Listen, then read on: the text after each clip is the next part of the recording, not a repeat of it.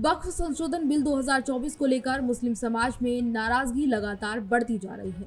इस बिल को लेकर केवल भारतीय जनता पार्टी ही नहीं बल्कि उसके सहयोगी दल भी विरोध का सामना कर रहे हैं। अब इस मामले में बिहार में भी राजनीतिक माहौल गर्म देखने को मिल रहा है। बता दें कि मुस्लिम संगठनों ने बिहार के मुख्यमंत्री नीतीश कुमार की ओर से दी गई इफ्तार पार्टी के न्योते को ठुकरा दिया है।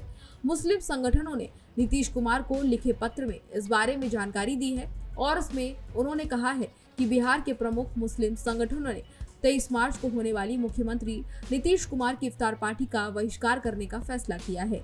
संगठनों ने साफ तौर पर यह कहा है कि ये निर्णय वक्फ संशोधन बिल 2024 के समर्थन के खिलाफ विरोध के रूप में लिया गया है। इसके अलावा जमीयत उलमाए हिंद ने यह ऐलान किया है कि वह अब नीतीश कुमार, चंद्रबाबू नायडू और अन्य सेकुलर नेताओं की इफ्तार, ईद मिलन और अन्य आयोजनों में शामिल नहीं होंगे। बता दें कि इफ्तार पार्टी की बहिष्कार करने वाली लिस्ट में कौन कौन से बड़े मुस्लिम संगठन हैं और कौन कौन से सामाजिक संगठन हैं, उनके नाम भी आपको बताते हैं। सबसे पहले all India Muslim personal law board ने इसको ठुकराया है। साथ ही साथ इमारत शरिया, इसके साथ ही जमीयत उलेमाए हिंद, जमात इस्लामी हिंद, खानका मुजविया, खानका रहमानी, इन सभी संगठनों ने इफ्तार पार्टी का बहिष्कार करने का निर्णय लिया है।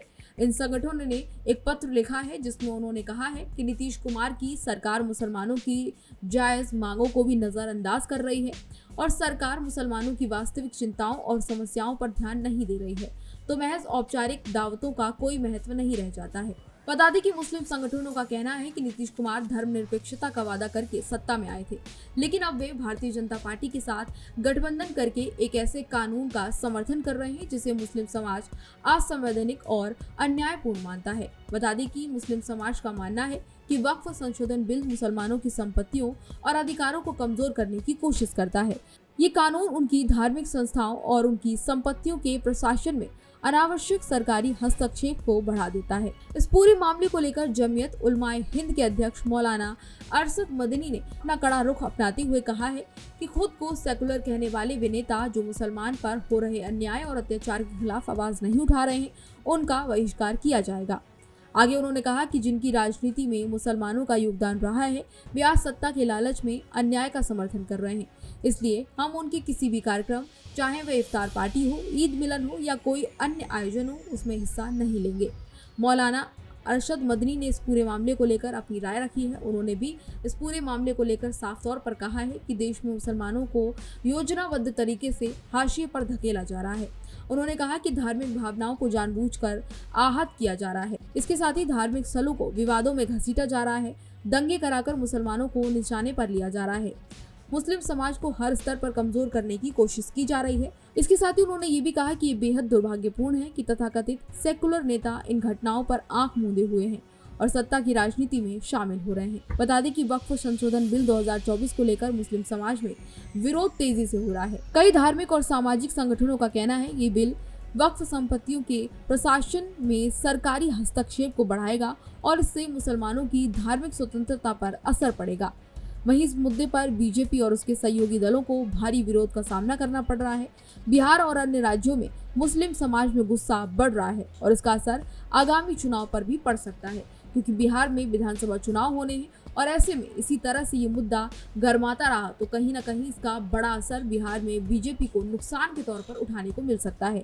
हालांकि बिहार की राजनीति को ध्यान में रखते हुए बीजेपी ने तैयारियां तमाम तरह से शुरू कर दी हैं, लेकिन जिस तरीके से ये पूरा मुद्दा उठाया जा रहा है, ऐसे में अगर मुसलमानों की नाराजगी बीजेपी को उठानी पड़ी तो उसका बड़ा नुकसान बीजेपी को देखने को मिल सकता है। बता दें कि नीतीश कुमार ने कई सालों तक मुस्लिम समर्थक और धर्मनिरपेक्ष नेता की छवि बनाई थी, लेकिन अब बीजेपी के साथ उनके गठबंधन और वक्फ बिल के समर्थन के कारण मुस्लिम समाज उनसे भी नाराज होता जा रहा है, जिसका गहरा असर बीजेपी को चुनाव में देखने को मिलेगा और इससे नुकसान भी उठाने को मिल सकता है, क्योंकि जिस तरीके से नाराजगी देखने को मिल रही है वो कहीं ना कहीं बीजेपी को नुकसान जरूर पहुंचाएगी।